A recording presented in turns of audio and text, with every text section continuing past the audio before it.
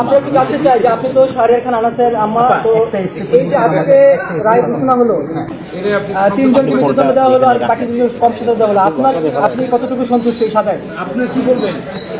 সন্তান হারানোর পর সন্তানের যে খুনি তার ভিডিও ফুটেজ থাকা সত্ত্বেও তাকে 3 বছরের যদি কারাদণ্ড দেয়া হয়, সেটা কি আসলে যৌক্তিক কোনো রায় হয়েছে বলে আপনারা মনে করেন? আমি তো মনে করি না, কারণ আমি আমার সন্তান হারাইছি, সব প্রমাণ সাবমিট করার পরেও যদি তার 3 বছরের রায় হয়, ভবিষ্যতে এভাবে মানুষ কি হবে, আরো হবে যে কি হবে, মারবো 3 বছর সাজা হবে, তারপর শেষ। আর যারা নাই তাদেরকে মৃত্যুদণ্ড, যারা আছে তাদেরকে 3 বছরের সাজা। আমি এই মানতে পারি না, এই সাজা আমাদের শহীদ পরিবারের সাথে বৈষম্য করা হয়েছে। আমরা মনে করি ইন্টারিম থাকা অবস্থায় যদি আমরা ইনসাফ না পাই, আমাদের সাথে আমাদের জীবনের কোনো নিরাপত্তা নেই। আমি ব্যক্তিগতভাবে অনেক হয়রানি, অনেক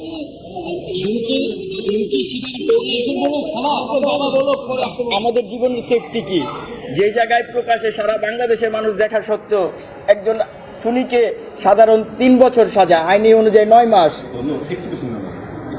তো এখন আপনারাই বলেন যে এটা কি কোনো সাজা হলো? আমরা এর তীব্র নিন্দা জানাই, ঘৃণা ভরে প্রত্যাখ্যান করতেছি। আমরা এই রায়কে আমরা ঘৃণা ভরে প্রত্যাখ্যান করতেছি। আমার পরিচয়, আমি আনাসের নানা।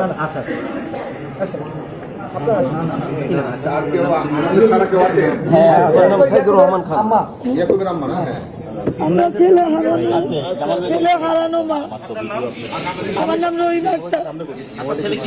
আমার ছেলে আন্দোলনে গিয়েছিলেন, এর আগে চাকরি করতো নিউ মার্কেটে। হ্যাঁ হ্যাঁ, পার্সেলের ইয়া করতো। হ্যাঁ,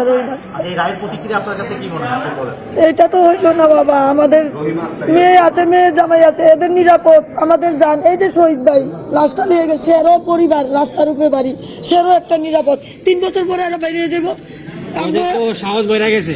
মেয়ের ঘরে নাতি নাতনি স্কুলে যাবো, এটা কি আমরা ঠিক লাগ দিতে পারবো? কেউ ওইখান থেকে দুর্ঘটনা বা কিডন্যাপ হয়ে যাবে, ইয়ে হয়ে যাবো, তখন আমরাই তো এখন নিজের জান লইয়া কি করতে পারবো না। আপনারা